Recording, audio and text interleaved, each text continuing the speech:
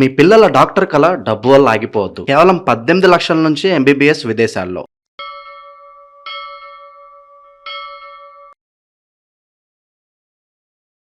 ప్రస్తుతం మనతో పాటు సుప్రసిద్ధ జ్యోతిష వాస్తు పండితులు బ్రహ్మశ్రీ డాక్టర్ నాయకండి మల్లికార్జున శర్మ గారు ఉన్నారు. గురువు గారితో మాట్లాడదాం. నమస్కారం గురుగారు. నమస్కారం అండి. గురుగారు, ఈ రోజు మనం మేషరాశి వారి గురించి మాట్లాడదాం. ముందుగా వీళ్ళ తత్వం గురించి మాట్లాడదాం. లక్షణాలు ఏ విధంగా ఉంటాయి, అలాగే వీళ్ళకి కలిసి వచ్చే అంశాలు, కలిసి రాని అంశాలు, ఎక్కువ ఎక్కడ నష్టపోతున్నారు, చివరిగా మరి వీళ్ళ అభివృద్ధిలోకి రావాలంటే ఎలాంటి పరిహారాలు చేసుకోవాలి గురుగారు? తప్పకుండా. ఓం శ్రీ గురుభ్యో నమః. ఓం శ్రీ మాత్రే నమః. మేషరాశి వారికి ఏంటంటే ఒక ఐడెంటిఫికేషన్ గురించి వాళ్ళు మాకు గుర్తింపు లేదు అంటే ఒక రికగ్నైజ్డ్ గురించి ఆలోచన చేస్తుంటారు. అంటే ఐడెంటిఫికేషను, ఒక యాంగ్జైటీ ఒకటి, తర్వాత ఎలా ఎన్హాన్స్గా డెవలప్మెంట్ చెందాలి అని ఒక డిజైర్తో ముందుకెళ్తుంటారు, కోరిక.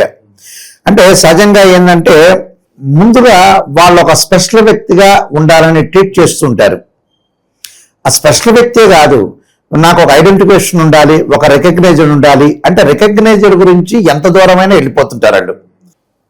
అందులో ఇక్కడ అశ్విని నక్షత్రం వాళ్ళు విపరీతంగా ఆవేశంలో ఉంటారు. భరణి నక్షత్రం వాళ్ళు వచ్చేటప్పటికల్లా లవ్ అట్రాక్షన్ ఎక్కువ పెంచుకుంటారు. కృత్తికా నక్షత్రం వాళ్ళు వచ్చేటప్పటికల్లా 1వ పాదం వరకు కూడా వాళ్ళు కూడా కొంత ఆవేశపూర్తులు, ఆరోగ్యపరంగా ఇబ్బందులు కలుగుతాయని ఆలోచన చేస్తుంటారు. అంటే కృత్తికా నక్షత్రం వాళ్ళు డైలమాలో ఉంటారు. అంటే ముందుకు వెళ్ళాలా అక్కర్లేదా, అంటే స్పెషల్ అట్రాక్షన్గా ఉండాలని కూడా ఆలోచన చేస్తారు వీళ్ళు. అంటే ఆకట్టుకోవాలనే ఒక పాయింట్లో ఆలోచన చేస్తారు, స్పెషల్గా కూడా ఉండాలని ఆలోచన. కానీ ప్రేమ ఎవరైతే ఇస్తారో వాళ్ళ కోసం ఆ మనిషి సూసైడ్ చేసుకోవడానికి వరకు కూడా వెళ్ళిపోతారు. అంటే అంత అటాచ్మెంట్ ఉన్న రాశి ఏంటంటే మేషరాశి. లవ్ మ్యారేజ్ బెటర్ అంటారు గురుగారు, వీళ్ళకి అరేంజ్ మ్యారేజ్ సెట్ అవుతుంది అంటారా? వీళ్ళకి 2 మ్యారేజ్లు సెట్ అవుతాయి. కానీ ఎదుటివాడి యొక్క క్యారెక్టర్ని బట్టి వీళ్ళు ఆలోచన చేస్తారు.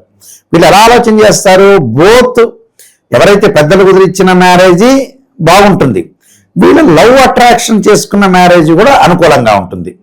అంటే యాంగ్జైటీలో ఎక్కువగా ఒకవేళ ప్రేమికురాలు కానీ ఒక అమ్మాయికి ఒక అబ్బాయి మధ్యలో ప్రేమ అనేది డివైడ్ అయిపోయింది అనుకోండి, అప్పుడు యాంగ్జైటీ, విపరీతమైన యాంగ్జైటీ. అంటే నేను చచ్చిపోవాలని ఉద్దేశం కలిగి వ్యక్తులు ఉంటారు. అంటే నేను చనిపోవాలి, అసలు నాకు జీవితం ఇదే, నా లైఫ్ అతనే, నా లైఫ్ ఆ అమ్మాయే అని ఆలోచన చేసి బాగా లవ్ అట్రాక్షన్కి ఇన్డెప్త్గా లోపలికి వెళ్తారు. డెప్త్కి వెళ్ళటం వల్ల ప్రాబ్లమ్స్ వస్తుంటాయి. అయితే ఫైనాన్షియల్ పరంగా ఉండే గ్రోత్ను మనం ఆలోచన చేసామంటే ఫైనాన్షియల్ పరంగా గ్రోత్ అనేది ఉంటుంది. కానీ కొన్ని లైఫ్లో కొన్ని మిస్టేక్స్ చేస్తుంటారు వీళ్ళు. అంటే లౌక్యం అంటే కాంట్రవర్సీ కాకుండా కాంప్రమైజింగ్గా వెళ్ళాలి వీళ్ళు. అంటే ప్రతిదీ కూడా ఆచితూచి అడుగు వేయటం చాలా ఇంపార్టెంట్. ఇక్కడ ఆచితూచి అడుగు వేయకపోవటం వల్ల ఫైనాన్షియల్ పరంగా క్రెడిట్స్ పెరిగే అవకాశాలు ఎక్కువ ఉంటాయి. ఆ తర్వాత వెనక్కి తిరిగి చూసుకుంటారు. అనవసరంగా మనం ఈ మాట అన్నాము, నోరు జారాము అనే ఆలోచనలు వీళ్ళకి పెరిగిపోతుంటాయి. అప్పుడు అది వెనక్కి తీసుకోలేకపోతారు. ఇలాంటి ఇన్సిడెంట్స్ అనేవి బాగా ఎక్కువగా ఉంటాయి.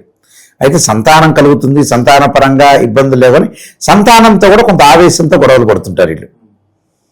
మ్యారేజ్ అనేది ఇన్ టైంలో అయిపోతుంది, అదేం ప్రాబ్లం లేదు. కానీ కొంతమందికి వచ్చేటప్పుడు కొన్ని నక్షత్రాల్లో ఇక్కడ భరణి నక్షత్రం వచ్చేటప్పటికల్లా వాళ్ళ ప్రేమికులు ఎక్కువ ఉంటారు. భరణి నక్షత్రం లవ్ అట్రాక్షన్ ఎక్కువ ఉంటుంది. శత్రుత్వం ఎవరితో ఎక్కువగా ఉంటుందంటారు?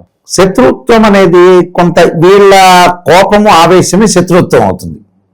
అంటే నేను ఇందాక చెప్పినట్టుగా కాంట్రవర్షన్ ఉండదు, కాంట్రవర్షన్ ఎక్కువ చేస్తారు. లౌకికం అనే దాన్ని పక్కన పెట్టేస్తారు వీళ్ళు. అంటే ప్రతిదానికి థింక్ చేస్తుంటారు. ప్రతిదానికి ఆలోచన ఎలా ఉంటుందంటే ఎదుటి వాళ్ళ మనస్తత్వాన్ని సరిగా గమనించరు వీళ్ళు. ఆ మనిషి యొక్క మనస్తత్వం ఏంటి అనేది ఒక సైకలాజికల్గా ట్రీట్మెంట్ తెలియదు వీళ్ళకి. అంటే ఏదో రకంగా మాట్లాడతారు, ఆవేశంగా మాట్లాడతారు. నాకెంతకీ స్పెషలైజేషన్ ఉండాలి, నాకు ఒక రికగ్నైజర్ ఉండాలి, రికగ్నైజర్ లేకపోతే నేను అవమానించబడతాను, ఒక క్రిటిసైజ్ విషయంలో ఆలోచన చేస్తుంటారు ఇది. అంటే నన్ను అవమానిస్తున్నారేమో అని ఒక ఆలోచనలోకి వెళ్ళిపోతుంటారు వీళ్ళు. అంటే వాళ్ళకి ఎట్టి పరిస్థితుల్లో కూడా ఎగ్జాంపుల్ ఏంటంటే ఒక చోట ఒక మ్యారేజ్కి వెళ్ళారనుకోండి, వాళ్ళని సాధారణంగా ఆహ్వానించాలి, రెడ్ కార్పెట్ వేయాలి, రెస్పెక్ట్ కావాలి. ఆ రెస్పెక్ట్ కోసం ఆ వ్యక్తికి కొన్ని కోట్ల రూపాయలైనా ఇస్తారు. నన్ను రెస్పెక్ట్ చేశాడు, గౌరవించాడు అని అతనికి ఎంత దూరమైన ఒక చీఫ్ మినిస్టర్ ఉన్నాను అనుకోండి, చిన్న సర్పంచ్ వరకు కూడా సర్పంచే సహాయం చేస్తే ఆ సర్పంచ్ ఇంటికి వెళ్ళే అవకాశాలు ఉంటాయి. అంటే అంత రెస్పెక్ట్గా వాళ్ళు ఉంటారు. అలాగా మెయిన్ ఇంపార్టెంట్ వాళ్ళకి అలానే ఉంటారు. అంటే సహజంగా ఏంటంటే రాస్యాధిపతి కుజుడు, మార్స్ ప్లానెట్, అది అగ్నితత్వం గల రాశి మేషరాశి. మేషరాశిలో ముందుగా ముఖ్యంగా అశ్వని నక్షత్రం, భరణి నక్షత్రం, కృత్తికా నక్షత్రం 1వ పాదం వరకు కలిసి ఉన్నదాన్ని మేషరాశి అంటారు. ఈ మేషరాశిలో ప్రత్యేకంగా యాంగ్జైటీ ఇష్యూస్ అనేది ఎక్కువగా ఉంటాయి. అంటే తపన తొందరగా చేయాలి, అంటే వాళ్ళు గుర్తింపు కోసం ఎంత దూరమైనా పరిగెత్తూ ఉంటారు. వాళ్ళు నాకు ఒక రికగ్నైజర్ రావాలి, ఒక రికగ్నైజర్ వస్తేనే నేను ముందుకు వెళ్ళగలుగుతా. ఆ రికగ్నైజర్ రాలేదంటే నేను ఎంతటి విషయానికైనా ముందుకు వెళ్తాను అనే ఉద్దేశం ఇంటెంట్లో ఉంటారు. యాక్చువల్గా అయితే ఆ ఇంటెంట్లో కూడా వాళ్ళకి క్రైసిస్ అంటే భయంకరంగా ఒక క్రైసిస్గా ఆలోచన చేయటం, ఏ రకంగా నేను బేస్ లెవెల్లో ముందుకు వెళ్ళాలి, ఎలాంటి డెవలప్మెంట్ చేయాలి, ఎలాంటి థింక్ చేయాలి, ఒక ఆలోచనలు చేస్తుంటారు వీళ్ళు బాగా. ఈ ఆలోచనలో కూడా ప్రధానంగా దే వాంట్ స్పెషల్, అంటే వాళ్ళు స్పెషల్గా ఉండాలి, ఆ స్పెషల్గా ఐడెంటిఫికేషన్ కావాలి, ఒక రికగ్నైజర్ కావాలి, నేను ఎంతో కష్టపడాలి, కష్టానికి తగ్గట్టుగా ఫలితం ఉండాలి. వాళ్ళ ఫలితం తగ్గలేదా మానసికంగా సైకలాజికల్గా డిప్రెషన్లోకి వెళ్ళిపోతుంటారు వీళ్ళు. ఆ డిప్రెషన్ అనేది వాళ్ళ లక్షణం. అలానే ఉన్నట్టుండి వాళ్ళకి ఆవేశం పెరుగుతుంది, యాంగ్జైటీతో పాటు కోపం బాగా పెరుగుతుంది, ఆవేశం బాగా పెరుగుతుంది, కాంట్రవర్షన్ బాగా పెరుగుతుంటుంది ఒక టైంలో.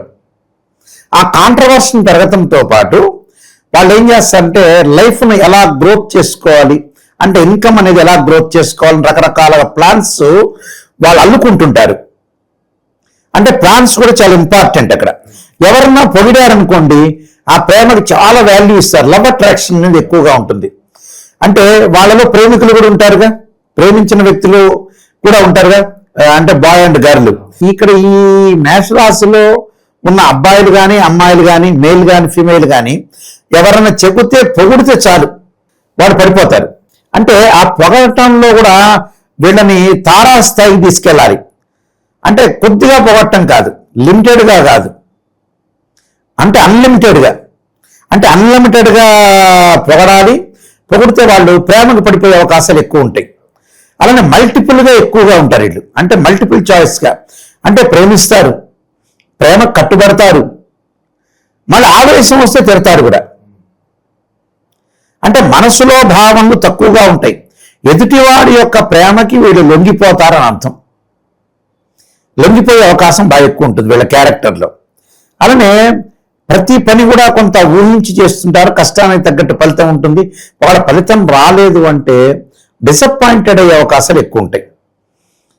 డిసప్పాయింటెడ్ అంటే అబ్బా నేను చేయలేకపోయాను అని థింక్ చేస్తుంటారు. చేయలేకుండా అయ్యో నేను చేయలేకపోయాను, ఈ ఇయర్ అయినా చేస్తాను, నెక్స్ట్ ఇయర్ అయినా చేస్తానా, నేను ఎందుకు చేయలేకపోతున్నాను అని మానసికంగా సైకలాజికల్గా మెంటల్లీ డిజార్డర్ అవుతుంటారు. అది చాలా ఇంపార్టెంట్ ఇక్కడ వీళ్ళ లక్షణంలో. అయితే అందరినీ రెస్పెక్ట్ చేస్తారు, పేరెంట్స్ని రెస్పెక్ట్ చేస్తారు, రిలేటివ్స్ని రెస్పెక్ట్ చేస్తాడు, వైఫ్ అండ్ హస్బెండ్ రిలేషన్ కూడా చాలా బాగుంటుంది, అన్నీ బాగుంటాయి. కానీ ఆవేశాన్ని అణచలేరు, ఆవేశం అనేది ఎక్కువ పడుతూ ఉంటాడు వీళ్ళు. ఇక వీళ్ళకి గురుగారు లైఫ్ లాంగ్ కలిసి రావాలి, ధనపరంగా బాగుండాలంటే ఎటువంటి పరిహారాలు వీళ్ళు జీవితాంతం చేసుకోవాలంటారు? తప్పకుండా అండి, వాళ్ళు ఖచ్చితంగా వారాహి స్తుతి పారాయణం చేయాలి. అలానే వారాహి స్తుతి ఒకటిను గిరి ప్రదక్షిణ చేయడం చాలా మంచిది. గిరి ప్రదక్షిణతో పాటు పేదవాళ్ళకు ఆహార పదార్థాలు, అలానే గోవును సేవించాలి, గోవును పూజ చేయాలి.